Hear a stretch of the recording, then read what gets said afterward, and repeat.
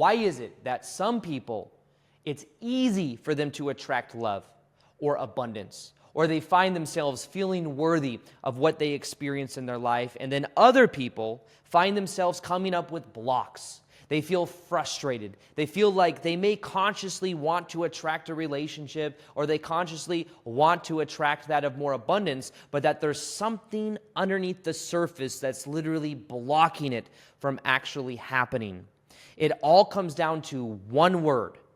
That word is worthiness. You can only experience in life that which you believe you are worthy of. And what we will be doing in this video is I'm going to be showing you how to actually heal from the inside out.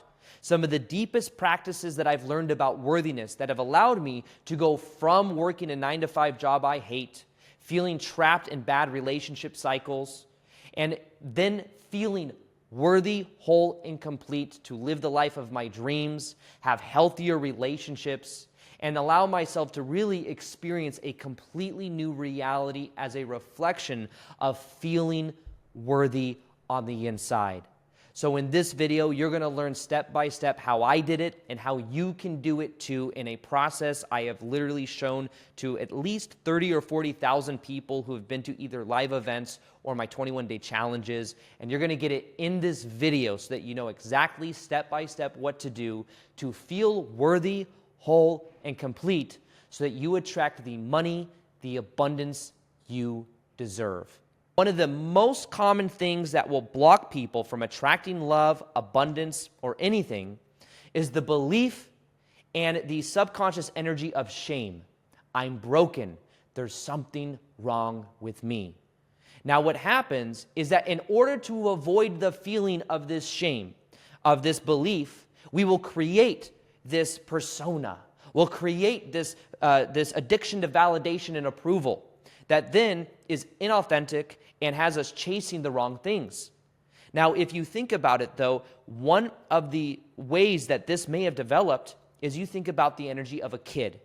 And really the key to feeling 100% worthy, whole, and complete is going back to the time where you decided you weren't. The time when you decided it was your fault. Think of maybe your parents divorcing when you were a kid, if your parents did divorce. Think about a little kid when their parents are divorcing. I know my parents divorced when I was 5 years old. And even though I'm intellectually now, like, of course, when I was 5 years old, I could have known that my parents just weren't meant for each other and it just was better that they broke apart. But as a kid, we internalize everything. So if mom and dad divorce, maybe they divorced because I wasn't good enough. Maybe they divorced because I wasn't quiet enough, or what if I could have done something that would have got them to stay together? Obviously, it didn't work out because maybe there's something wrong with me. Or if maybe when you were a baby or younger as a toddler, if mom or dad was not physically or emotionally available to your needs, subconsciously as a kid, once again, it's our fault. I did something wrong. Maybe mom or dad not physically or emotionally being able to meet my needs is because there's something wrong with me. So what happens is there's some form of shame. There's some form of belief that I'm not worthy. And what happens is then as an adult, we still feel not worthy and we still feel blocked. Now, one of the most powerful things that I have found through literally tens of thousands of people that I've coached at live events or in my 21-day challenges is that one of the most powerful things you can do is to actually go back into your timeline and to connect with that inner child that feels not worthy, whole, and complete. There's this experiment called the still frame experiment. Well, what they do is they put a mom with their baby. And what they do is they do this experiment called the still face experiment, where what happens is this beautiful display between the mom and the baby. They're interacting, and the baby's going goo goo gaga. The mom's mirroring the baby's emotions. It's this beautiful display of mirroring of emotions where the baby feels seen, heard, soothed, and nurtured. As a part of the experiment, the mom then looks away. When the mom comes back, she has a still face. No expression whatsoever. After about 5 seconds of this, the baby starts to get kind of uncomfortable and is like, what the heck's going on? The baby then points, because normally when the baby points, mom looks. And mom doesn't look. So the baby starts protest behaviors to get mom to come back. She starts screaming. She starts laughing, goo goo gaga, mom's not coming back. Mom has a still face as a part of the experiment. After about a minute or two, the baby gets so uncomfortable and so in so much tension that the baby cannot even bear to witness the still face and the lack of emotion from mom, that the baby contorts her spine and tries looking away because what she is seeing is so painful. And then what happens after that is mom looks back at the baby, starts engaging with the baby because the experiment is over. The baby's crying, by the way. And the baby then feels seen, heard, soothed, and nurtured again. So what happens is if we as a kid didn't feel our needs being met, we may have started to get uncomfortable, anxious. And to avoid that level of shame, we may have tried to be someone else, maybe to be more quiet, maybe to go play in our room alone. And what happens is that becomes a mechanism where still underneath the surface there's a feeling of I'm not whole and complete. There's something wrong with me. So just like in the experiment, what were the phases of that experiment? The mom and the baby are engaging emotions. She's mirroring the emotions. The baby feels seen, heard, soothed, and nurtured. Second part of the experiment, mom turns away. Baby feels chaotic. Baby feels dysregulated. The baby's thinking subconsciously, something wrong with me, something wrong with mom. What's going on? Internalization. And then the third step, mom comes back and regulates the baby's nervous system. Now, one of the things that many of us have never experienced is that third stage of that process, is connecting to your own inner child and seeing, hearing, soothing, and nurturing that own inner child part of you so that you can start to feel seen, heard, soothed, and nurtured, and you begin to relax and realize it wasn't your fault that mom and dad weren't present as a kid. It's not your fault if your parents divorced. As a kid, you thought it was your fault, and that's why you feel unworthy. That's why now, if you're dating someone, you might feel like, how could they like me? There's something wrong with me. And you end up avoiding your own levels of authenticity because there's a fear that there's going to be rejection. Because when you're a baby, you were probably just being yourself. Then something happened. I can't just be me. I can't be authentic. I can't give myself permission because I don't want rejection or abandonment. But the initial rejection and abandonment had already happened. So really the key to you feeling 100% worthy, whole, and complete is you nurturing, seeing, hearing, and soothing the inner child part of you that still feels not validated, that's still looking for mom and dad to meet their needs, that's still trying to get their needs met, that's maybe looking for it in dating, looking for it in business and success. When in fact, if you were to give that to your own inner child, you would start to regulate your own nervous system, and you would then find that you feel more abundant, you feel more worthy, and you feel more complete. One of the most powerful ways to heal your own inner child is to go into a meditation. Because think about it. When you are a kid, you're primarily in a theta state. There's a theta state, there's the alpha state, and the beta state of brainwave activities. Now, what happens in a theta state, from 0 to 6 years old, you're primarily in theta state. You're absorbing the beliefs of your parents, which, think about it, that's why we internalize everything so young, right? We're absorbing everything. We're literally sponges, and we're determining meaning that's given to us. That happens. Now, what happens is then as we get into 7 to 15 years old, right around puberty, we're in primarily theta and alpha. Alpha state is also influencing of the subconscious mind. And it's a little bit less as deep as theta, but nonetheless, it's a way of influencing the subconscious mind. Even now, when you watch television, you go into theta state. Certain meditations or certain practices will put you into alpha state. But then what happens is in beta state, that's the more alert, present state of consciousness that is the least option to influence the subconscious mind. About puberty onwards, we're primarily in that of beta state. Now, what happens is in meditation, you are able to go back to theta state so that you can reprogram your subconscious mind. So the other option for this too that I recommend, there's two different threads of this. One is meditation, because you get into a theta state, and what you can do is literally go back into your timeline and reconnect with that inner child.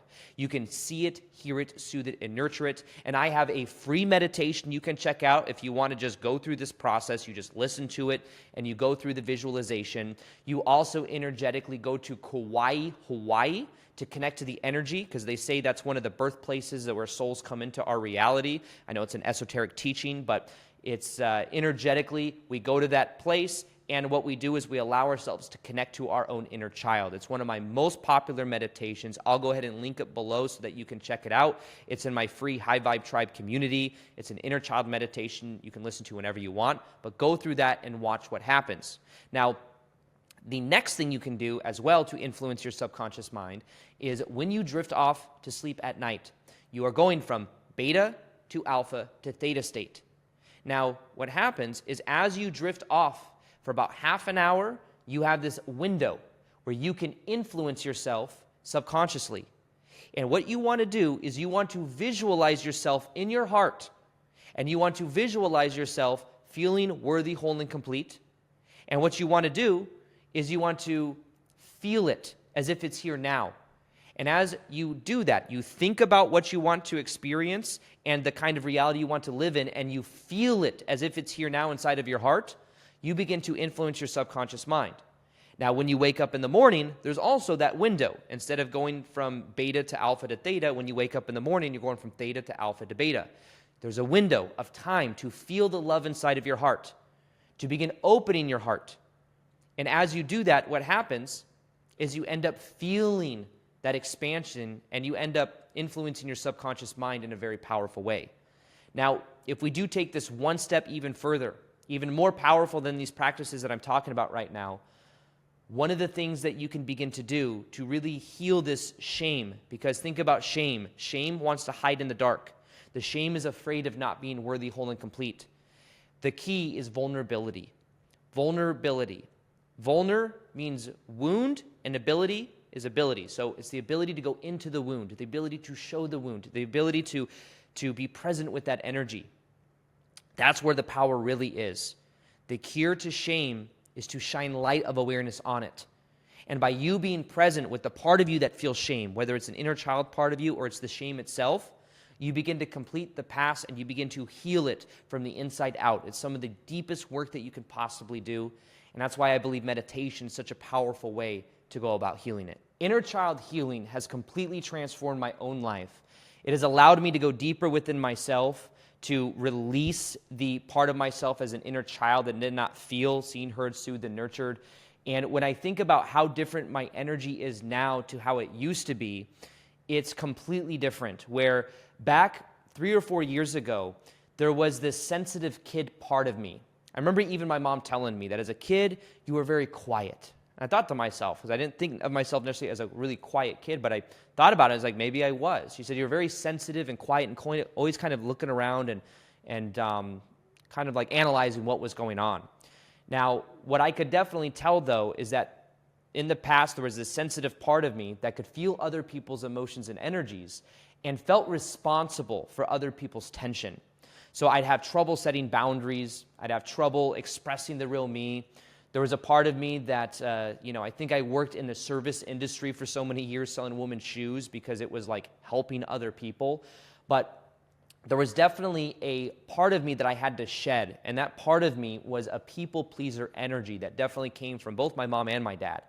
And it was something I had to become aware of, was a survival mechanism that my inner child was using to not feel tension. Now, what ended up happening is I remember I was in Sedona. There were certain aspects of my life that felt unbalanced. It was hard for me to set boundaries. It was, I felt kind of stuck and frustrated with myself, and even frustrated at the past part of me that had become aware of all these times I said yes when I didn't really want to say yes, and I was kind of judging that part of myself. But eventually what I did is I decided that instead of living according to the value of wanting other people's validation or wanting them to not feel tension, I'm going to start living to the value of authenticity and vulnerability. And what happened is when I started to live according to that frame and I started to express the real me, everything in my life started to change. What that meant too is I had to have conversations with people to reestablish the dynamic. And it was something that those conversations required a certain level of tension to step into. But as I did, it was like every time I did it, it was reframing my sense of identity. I started to feel more empowered. And I realized that even though I wasn't mitigating my frame to get people's tension to go away, there'd be respect there. People would respect me when I would stand in the firm decision of who I was and of what I felt. And remember, part of the key to curing shame is vulnerability, which means sharing how you really think and feel, sharing your emotions without feeling like you have to hold them back or abandoning yourself. So what happened is as I would start having these conversations with people, as I would start standing in my power, I started to feel more magnetic, and also it was reaffirming that this is who you choose to be. Now, it is so much easier for me to set boundaries with people. I'm in my own frame of reality, and it's all because I gave space for that inner child part of me and almost to teach that part of me that tension is okay. Tension is actually a good thing because it leads to growth. And the more I've nurtured that aspect of myself, the more I started to feel worthy because I respect me. I have a higher level of integrity now. When I say I'm going to do something, I do it. And that also works with confidence within myself because I know I'm going to stand up for myself. I'm going to protect the inner child part of myself that did not feel protected growing up. I think growing up with a narcissistic ex-stepmom in my life, there was so much control there that there was a feeling like I wasn't protected. There was a feeling like a lack of trust that was there. So what I had to do is I had to start trusting myself. I had to start protecting that inner child part of me.